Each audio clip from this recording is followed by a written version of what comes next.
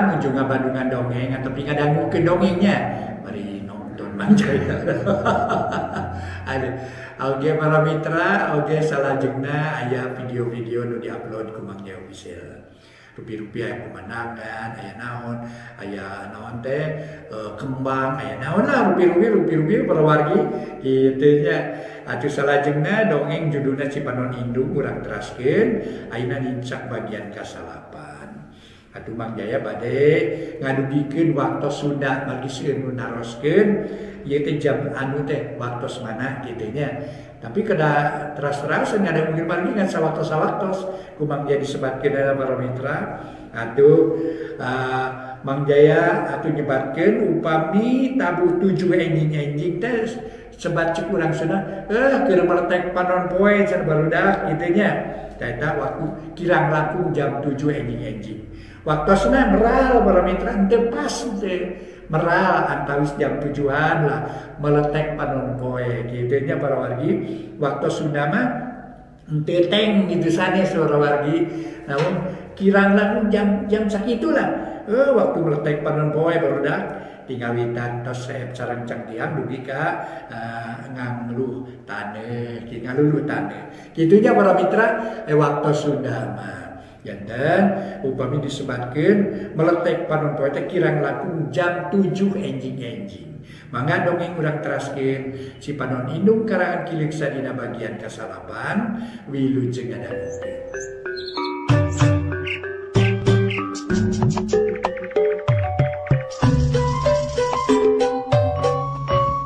Para mitra kaum dangu wilujeng tepang dangu deui sareng acara matuh dongeng enteng.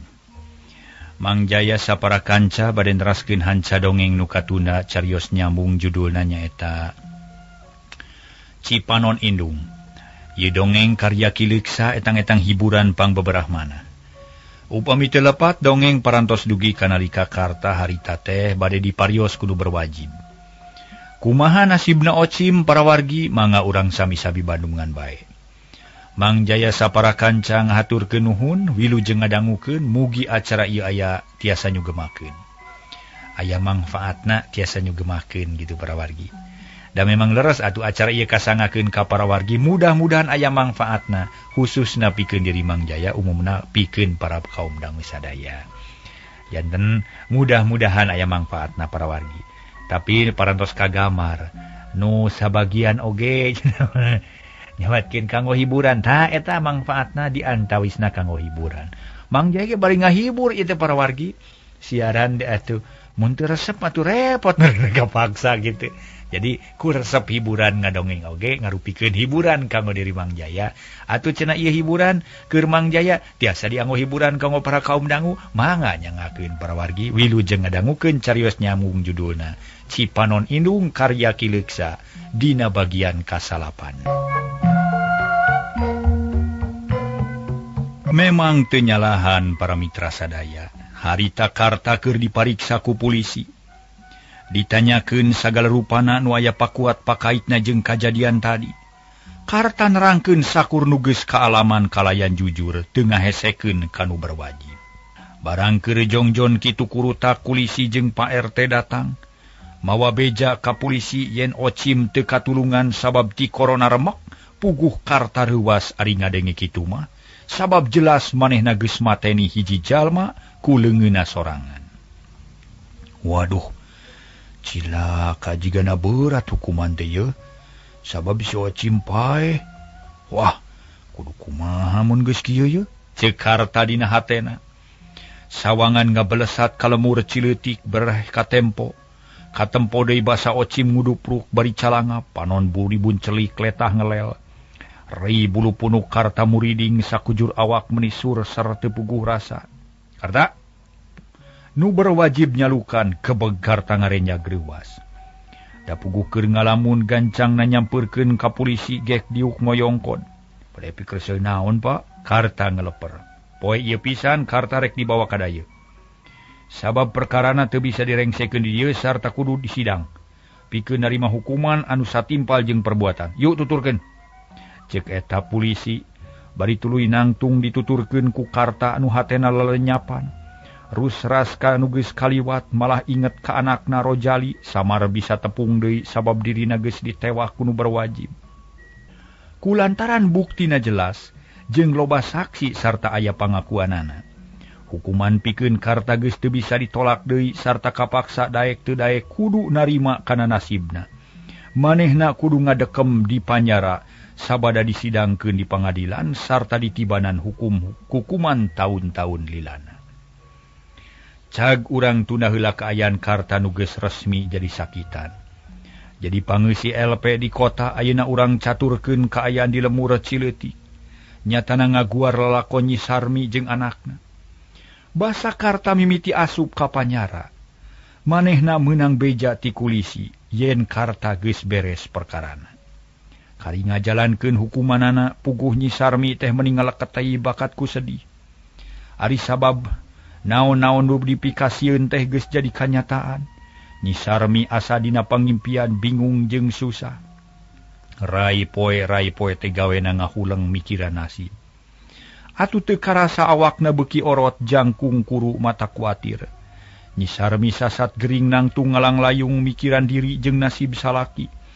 Tapi untung aya keneh nu mepelingan nyatana mausih indungna karta. Harita oge kira-kira 4 bulan ti saprak papisah jeung karta. Mausih datang ka imah Nyi Sarmi nempo incuna bari ngababaraha teh Nyi Sarmi. Nusok mineng kabejakeun gawena ukur ngalamin ngabangalamun ngabang barang areuy. Ieu Nyai, mak mah moal bosan-bosan unggal ka dieu moal woleh mepelingan ka Nyai teh. Ari sababnya kahidep teh karunya ka incu jeung melangka anak ieu.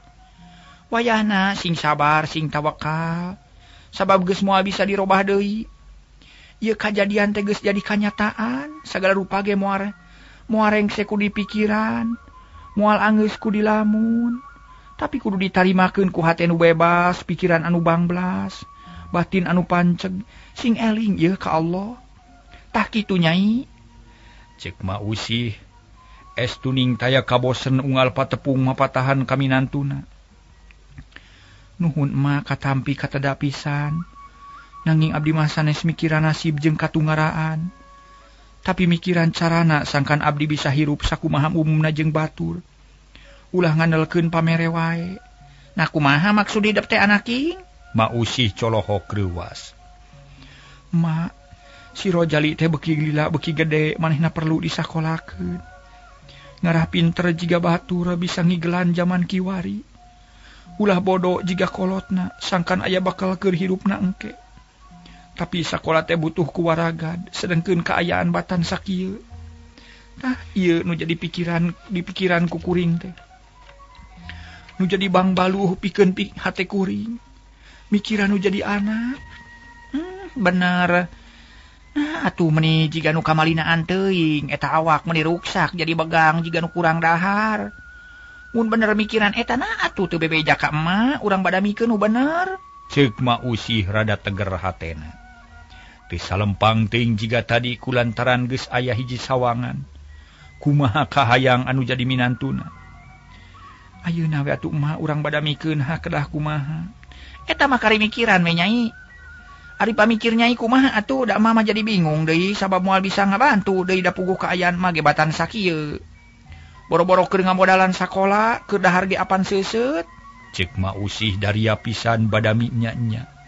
Sababnya ka incu bisi teu ngalaman sakola. Kieu atuh mah abdi teh geus mikir ti kamari keneh. Sakarna keur dibeuweung diutahkeun. Dipikir dibulak-balik ditimang-timang untung rugina. Abdi geus nekat rek lunta ka kota neangan pagawean. Ngancan bisa mutuskeun sabab boga kabeuberat nyatana budak. Da piraku ari kudu dibawa onaman mah. Janten putusan teh gumantung ka emak upami emak kersa ngabantu tangtos tujuan abdi laksana. Upami emak teu kersa yakin moal hasil tak kitu emak. Mausih ungut-unggutan. Tapi tarangna kerung bangun can ngarti. Maksudnya itu kumaha atuh cik bejakeun ka emak. Upami sapuk sareng emutan mama abdi teh bade titip Rojali we. Ku abdi bade ditinggalkeun ka kota sabab upami abdi ngabantun budak. Asana teh moal laluasa dina milarian pada melan. Atuh saja bitik itu ageng pisan risikona. Bilih teu hasil milarian pada melahan budak sangsara. Tah kitu maksud abdi teh Ma, jawab Nyi Sarmi tegas. Oh, jadi Rojali terek di PHP-keun ka emaknya, sedang ke Nyai rek luntah ka kota kitu meureun maksud teh. Teu lepat Ma kitu pisan nu dimaksad ku abdi oge. Ma Usih ngahulang. Manehna teu buru-buru ngajawab deui sabab kacida beratna ari kudu ngurus budak salilana mah. Sabab tangtu sagala rupana jadi tanggung jawab manehanana. Mangkaning kaaya nu sakitu waluratna usaha teu boga, tanaga geus suda ari budak leutik keneh. Kumaha emak nah sanggem direrepot ku abdi? Nyi Sarmi geus teu sabar hayang geura ngadenge jawaban ti mitohana. Nyai, sakabeh tujuan hidup ge kaharti pisan ku umat teh nya. Tapi kumaha da mate kaayaan batan sakieu geuning lain teh sanggup dititipan budak teh ieu. Tapi asa salempang bising teu bisa kaurus, bising teu kaparaban watir ka budak. Jawab Ma Usih bari dumareuda. Lain teu kaharti ngan rada salempang. Ma perkawis nedana masa wios ku abdi di kintunan ti kota. Nanging engke upami abdi parantos kenging pada malahan ieu mah titip saheulaanan we. Sateu acana abdi hasil. Doakeun we Ma supados enggal kenging pada malahan. Supados tiasa enggal ngintunan kanggo neda budak. Ma Usih manehna ngahulang. Manehna mikir apikna keresangkan teu matak kaduhung engkena. Tujuan Sarmi memang hade. Tapi asa berat mun kudu miara budak sabab geus kurang tanaga keur ngurusna. Tapi barang dipikir deui kacida pisan hanya kana. Mun Nyi Sarmi teu dibantu kasusahna. Sabab geus teu aya deui dulur anu bisa dipake andalan, akhirna Ma Usih nyokot putusan. Yen rek narima. Iraha rek inditna Nyai nah geus tereh atawa lila keneh. Gumantung kana putusan ti emak we upami emak parantos sanggem mah. Abdi moal lami-lami cicing di dieu enjing ge bade sejamiang. Kumaha atunya emak? Na teu kaabotan upami dititipan budak ku abdi. Punten abdi teh sanes kumawantun ka emak margi teu aya deui nu tiasa dipuntangan. Upami abdi teu usaha ti ayeuna engke dina mangsana budak sakola. Bilih teu kabiayaan rupina mah taun payun ge kedah tos lebet sakola budak teh. Nya kaharti pisan ku emak ge Nyai. Heug atuh lamun kitu mah budak teh rek diurus jeung dipiara ku emak. Jung bae rek usaha masing jongjon sarta sing bebas hate ngarah teu jadi bang balu. Emak ngaduakeun pisan. Pokona mah muga-muga sing hasil nu dimaksud ngan aya amanat anu penting ti emanya kadenya sing bisa ngajaga awak. Ceuk Ma Usih darianaker. Ayeuna mah geus teteg hatena yen rek narima kana pamenta Nyi Sarmi. Hatur nuhun emak abdi teh bingah ari tos kieu mah. Mugi-mugi we ulah aya halangan sareng gangguan. Tarekah abdi sing lancar. Nyi Sarmi ngarasa bungah jeung ngadadak gede harapan. Sabab geus teu aya kabeuberat deui. Rek ka mana nu dituju teh Nyai? Rek digawe kana naon deui? Maksad mama bade ka Bandung we duping pada malan mah teu acan kantenan. Naon we nu kenging margi modalna ge ukur tanaga. Da abdi mah teu gaduh pangarti nu cukup sakola ge ukur tamat sakola dasar. Rupina mah kana kula-kuli we atanapi ngababu pokona mah asal halal. Ceuk Nyi Sarmi bangun teuneng jeung ludeung geus sayagi pikeun nyang hareupan naon-naon nu bakal kajadian demi pikeun ngabelaan nu jadi anak. Nya ari geus puguh onaman mah beral atuh mamah moal bisa make mekelan iwati ngajajabkeun we ku pangdoa mugi sing hasil nu dimaksud. Ma moal lat nenda ka nu maha kawasa sangkan hidup di tangtayungan ku anjeunanana. Nuhun emak daleres mung pidoa anu diharepkeun ku abdi oge.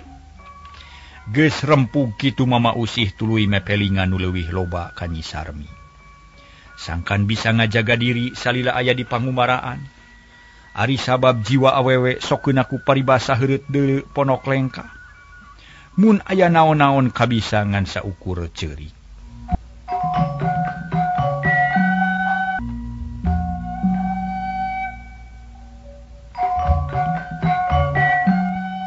Para mitra kaum dangu, Ma Usih teu bosen-bosen mepelingan.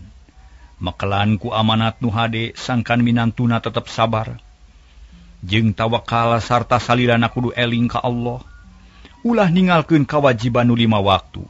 Nyi Sarmi bungaheun sabab mausi geus ngidinan kalayan mere dorongan nu kacida gede hargana. Gancangna carita Rojali dibawa ku ninina tapi teu dibejakeun yen indungna rek luntar dalila. Bebejana marek nyaba heula pikeun sawatara waktu ari sabab mun dibejakeun sajalan terahna bisi teu daekeun cicing jeung ninina nu tangtu bakal jadi panghalang kana niatna Nyi Sarmi. Kocapkeun isukna. Nyi Sarmi indit ningalkeun lemur cileutik. Ningalkeun nu jadi anak kalayan boga maksud rek usaha ka kota pikeun nyambung kahirupan. Nu geusing sarwa seuseut. Kota nu dituju taya deui iwa ti Bandung, kota gede pangdekeutna ka lemur cileutik. Ya Allah, ya Robi, mugi Gusti maparin pituduh kas nu sae ka abdi. Kanggo ngajalankeun ieu usaha. Na kedah ka mana sareng kedah kumaha carana. Sareng naon nu kedah dipilampah ku abdi. Gusti langkung uninga kana kaayaan diri abdi sarta abdi yakin yen Gusti teh maha murah tur maha asih. Sajeroning lumampah Nyi Sarmi teu kendatna neda ka nu maha kawasa. Sangkan dibere pijalaneun geusan usaha nu halal, hayang dibabarikeun dina usaha ulah diganggu ku halangan harungan. Gancangna carita para mitra Nyi Sarmi geus tepi ka kota Bandung. Manehna palahak polohok jiga hayam panyambungan. Bingung ku pilampaheun ha kudu ka mana heula. Mangkaning di kota teh teu boga baraya. Di Bandung teu boga dulur. Nyi Sarmi eureun dieum emper toko. Diuk bari nangkep buntelan pipikiran muteran neangan akal. Susuganan aya ilham nu hade tapi sirahna kalah kalieur da puguh capek jeung kaayaan kacida panasna. Ih, nah kudu ka mana heula aing teh atunya nanyakeun ka toko-toko atawa ngadatangan ka imah-imah. Atawa ka pabrik bae kitu. Asa kagok sabab kudu boga ijazah jeung geus keur ngalamar ka pabrik mah meureun. Sedengkeun aing mah teu sayagi tapi kumaha behna we da milik mah aya nu ngatur. Nyi Sarmi tuluy nangtung. Leos indit mapai trotoar bari teu weleh rarat-reret ka kenca jeung ka katuhu. Milihan toko-toko nu sepi ngarah laluasa tatanya kanu bogana. Sanggeus manggih gancang Nyi Sarmi nyimpang sup ka toko bari dodongkoan. Torojol hiji babah nyampeurkeun poknanya. Haya, mane lek meuli naon cece? Oh, teu. Punten abdi mah moal balanja nanging Haya moal balanja. Ha, ale naon? Bala wae. Eueuh leceh. Sanes bara main nanging bade tumaros. Haya, wale tumaros. Ha, nalos soal naon cece? Si babah molohok heraneun. Abdi teh nuju milarian pada malahan manawi di dieu maryogikeun. Maksad teh bade ngalamar we kana naon anu diperyogikeun.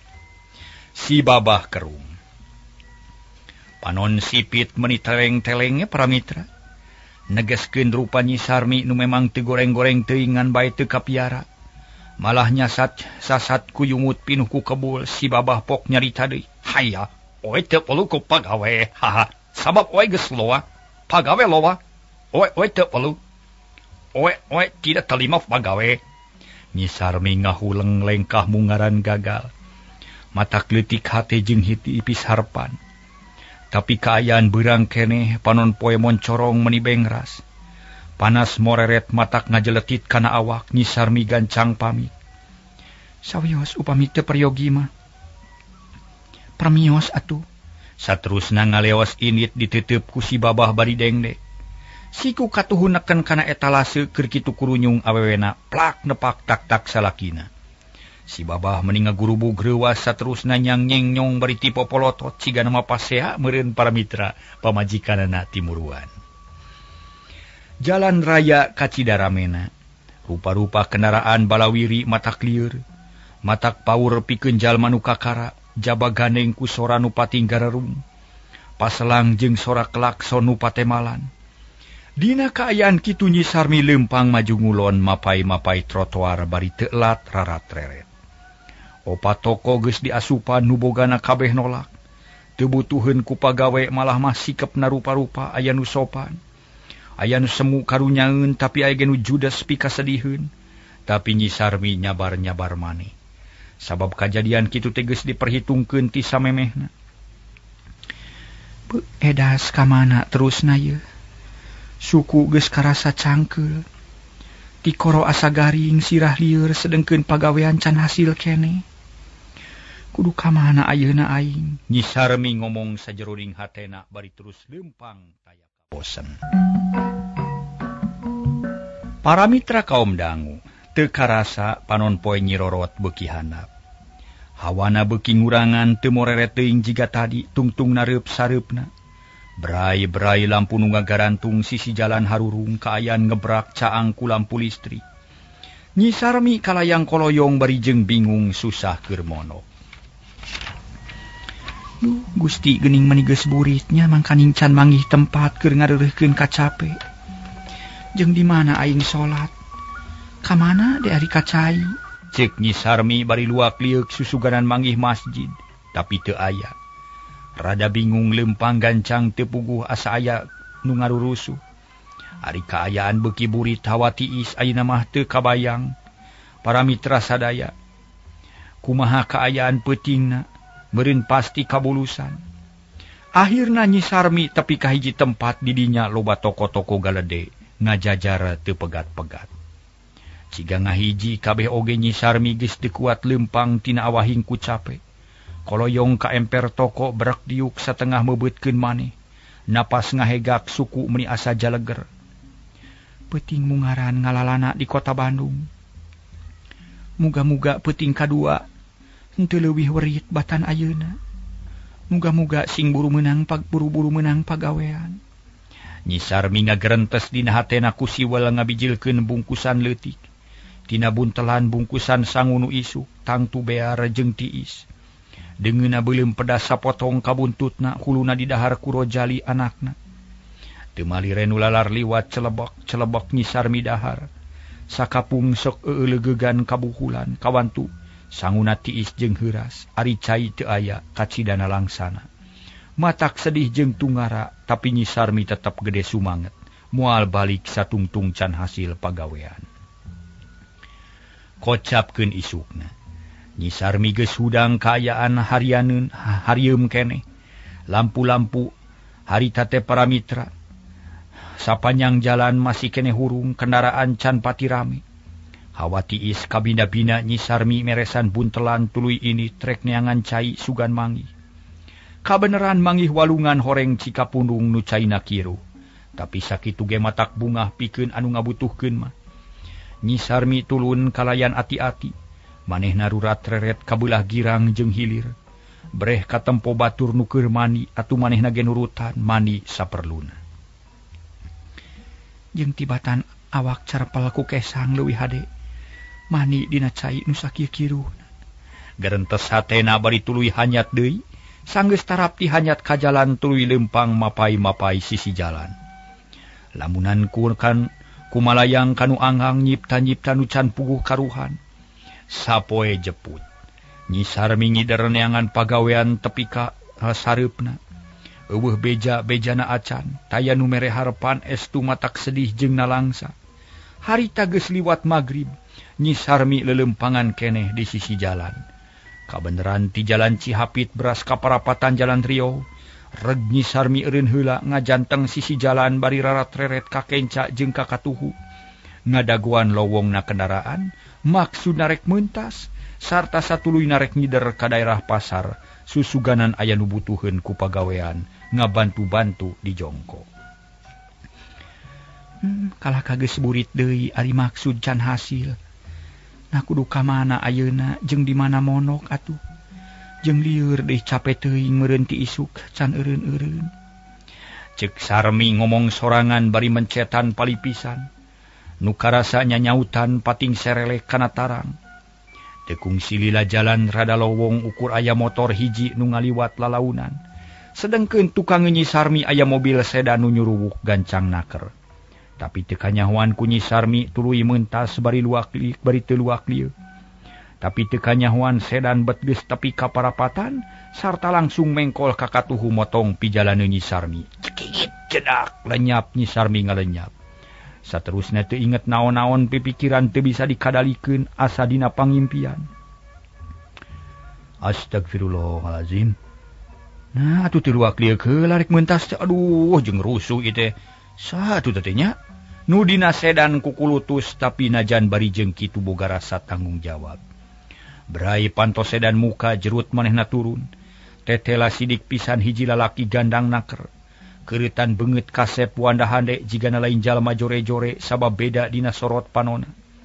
Sakilat eta lalaki muru ka Nyi Sarmi nu ngagoler deukeut pisan kana ban sedan nu hareup. Buntelan aya di kolong sedan regenyeng Nyi Sarmi di pangku. Bus kana sedan ditunda dina jok tukang. Teu poho buntelanana dicokot gek si lalaki diuk tukangeun setir. Gerung sedan dihirupan deui dius maju gancang naker. Kaayaan bieu jiga sakilat pisan teu kungsi aya nu nyahoeun kawan tu di jalan keur sepi naker. Kaayaan beuki peuting lampu jalan geus harurung kabeh. Dihias ku pating salebrotna lampu mobil harita sedan hejo nyemprung ka kulonkeun. Mapai jalan Riau bangun rusuh. Sanggeus aya di parapatan eureun heula sakedeung. Kapegat ku lampu beureum teu kungsi lila berai lampu hejo hurung. Dius sedan hejo teh maju deui mengkol ka katuhu. Nanya ka jalan Insinyur Jejuana akhirna mengkola launan ka katuhu bus kahiji pakarangan rumah sakit regeureun. Muga-muga we katulungan kene da asana mah teu ruksak jeung reuwas meureun teu katabrak tarik da. Ceuk eta lalaki bari tuluy turun bangun rusuh sup kahiji rohangan teu kungsi lila geus balik deui dibarengan ku juru rawat nu mawa berangkar. Kalayan teu loba carita Nyi Sarmi teu eling-eling digarotong kana berangkar. Tuluy didorong dibawa ka jero si lalaki teh nuturkeun pandeuri. Kaayaan di rumah sakit teh teu pati rame. Di ruang tunggu ngan aya opatan lalaki duaan awewe duaan ari nu saurang taya deui nu bener ari nu saurang lian ti supir sedan nu nabrak Nyi Sarmi teh harita diuk bangun teu sabar kesang harita renung.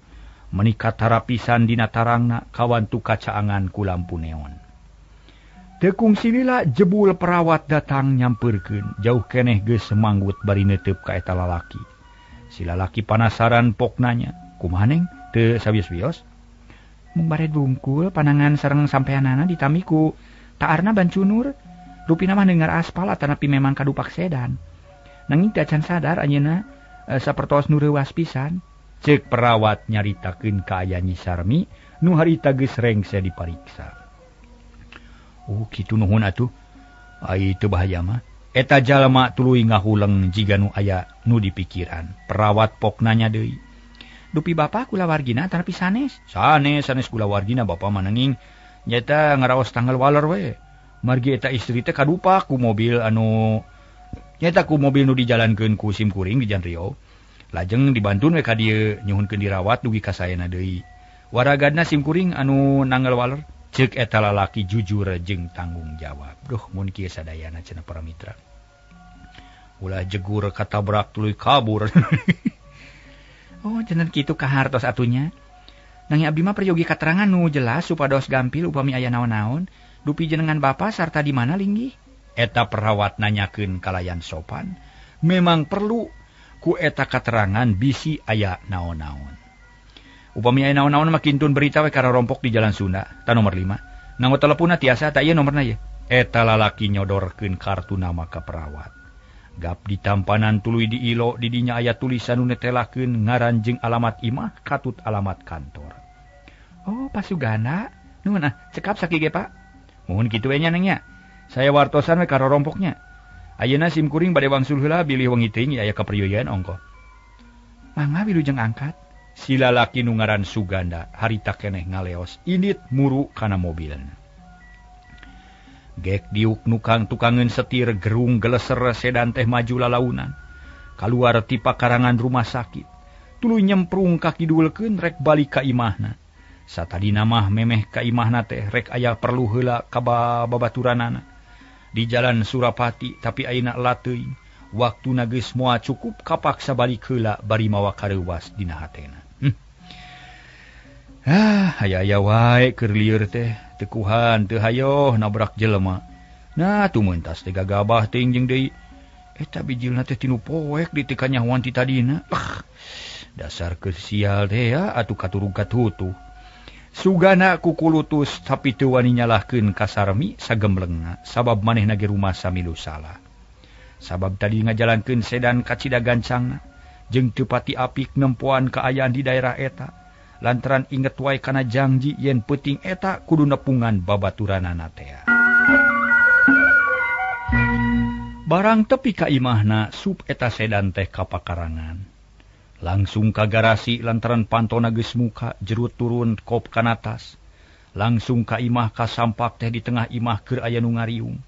Awewe opatan nu tilu barudak keneh nu hiji keur meujeuhna tengah tubuh anakna 3. Tah geuning apana meuni wengi-wengi teuing Pak ka mana heula atuh? Baku ari geus kamalinaan teh apa mah. Ibu Warti bojona Suganda jiga nu teu panuju. Nempo salakina balik peuting teh para mitra teu ngarasakeun kanu capek jeung kabeur. Loba pikiraneun Suganda teu buru-buru nemalan sup ka kamar guprak tasna ditunda. Tuluy disalin bajuna ku paranti di imah geus kitu balik deui ka tengah imah nyamperkeun ka anakna nu 3 nu keur ngariung. Gek diuk dina kursi diteuteub ku Ibu Wati nu masih keneh rada baeud. Bula sok kaseur tumaros atuh sagala-gala teh. Cobi sadiakeun leceun teh hiruh menihana angki ieu apa teh ya? Sugana neuteup kanu jadi pamajikanana. Ibu Wati nangtung bangun laliat leos ka dapur. Tekung silila geus balik deui bari mawa cai enteh dina gelas jangkung sok dituna hareupeun Sugana. Teu loba carita Sugana nginum heula meningalek-lek. Hampir beak 3 gelas saparapat. 3 parapat gelas urang yang benten. Lain 3 benten nya 3 parapat gelas sareng 3 gelas saparapat benten utabi pisan. Dina awahing ku hanaang-hanaangna ku siwal ngabijilkeun rokok. Rokok kerete karesepna pelenyun udud bari neuteup lalangit. Kajadian tadi kumalangkang keneh dina ciptaan ngaganggu dina pikiran. Apa? Namanya wengi teuing muli teh Pak tos lembur. Anakna nu telah eni nanya ka bapana. Umurna kilu-kilu kira 13 tahun geus kelas 1 SMP. Nu kadua lia kare kelas 4 sedengkeun anu bungsu Yati can sakola. Nya apana muli ti mana heula atuh? Ibu mah sanes awon sangki ka apa teh melang di jalan aya naon-naon. Da tarati sasari bet mulih wengi pisan. Aya naon Pak atanapi mulih ti mana heula atuh? Ibu Wati nanya bari mencerong ka Suganda nu keur ngararasakeun nikmatna udud. Ah, Bu. Apa teh memang geus aya rencana ti kamarina yen peuting ieu rek nepungan padidi di Jalan Surapati. Aya urusan ngeunaan pagawean di Tegalega teh ya. Janji teh jam 7 rek nepungan apa teh. Tapi can bisa kalaksanakeun lantaran aya halangan di perjalanan, apa teh nabrak nu keur meuntas jalan. Ceuk Suganda bari miceun sakaroko kana asbak. Puguh Ibu Wati jeung anak-anakna ngajenghok. Bakat kureuwas kabeh colohok bengong ka Suganda. Baruk nyabrak jelema. Di mana apana sareng kumaha ayeuna? Derek-dek Suganda nyaritakeun pangalamanana. Basa tadi nubruk Nyi Sarmi di Jalan Rio teh. Malah mah diterangkeun sakalian yen ayeuna dirawat di rumah sakit. Tak kitu lalakon apa teh nu matak balik ka imah elat. Oh, janten kitu duh karunya teuing nya apana? Saha namina teh Pak? Sareng urang mana di cenah? Parantos aya katerangan atanapi teu acan? Ibu Wati jiga nu panasaran hayang geura-geura jelas pisan ka eta jalma nu katabrak. Can aya katerangan sabab nu katabrakna teu eling-eling basa di teangan surat kateranganan teu kapanggih deui. Sigana bae teu mawa kartu penduduk meureun atawa memang murag meureun. Tapi nurutkeun katerangan anu ngarawatna mah teu ngabahayakeun, aya harepan kana katulungan. Ta isukan ku bapa rek diteang deui susuganan geus eling. Gagabah teuing atuh Pak. Kitu tah lamun ini tante ulah tinggalin kartu penduduknya. Bisi aya naon-naon di perjalanan. Lain ngaharepkeun gorengan pikeun ngajaga sagala rupi nu teu dipiharep. Pan susah upami kitu teh. Urang teh teu tiasa buru-buru nyaho kana ngaranjeng asal usulna. Untung keneh lamun ngan sakadar teu eling. Kumaha pami langsung maot pan lapur moal tiasa ngabejakeun ka kulawargina. Tapi ka kitunya, kumaha tuh pami parantos kitu apana? Bu Wati reuwasin sok sieun salakina katempuhan bisi nu cilaka tuluy maot. Nya teu kumaha ayeuna mah. Nya katempuhan we kudu ngawaragadan eta jalma. Pokona mah biaya di rumah sakit, salila aya di rumah sakit, Urang nu tanggung jawab atuh saja batik itu urang boga kawajiban pikeun ngabejaan dulur-dulurna supaya teu arep-arepeun. Tapi nyaeta can aya alamatna sugan we isukan makanya hoan. Nya sabios atuh ari kitu mah Pak, ibu rek ngiring ke rumah sakitnya hoyong ningal sakantenan. Saha tuh awewe teh panasaran lah. Nya syukur atuh ari kitu mah. Yeuh isukan bareng jeung apa ka rumah sakit. Pek sadiakeun sangu lah apa lapar ieu teh tapi rek mandi heula nya. Saterusna Suganda ngaleos ka kamar mandi. Ari Ibu Warti nyadiakeun sangu jeung lalabuhna. Dipasang dina meja makan sedengkeun Nyi Eni. Jeung adina tuluy ngapalkeun deui teu pipilueun urusan kolot sareng waktosna ka Bujang Seep.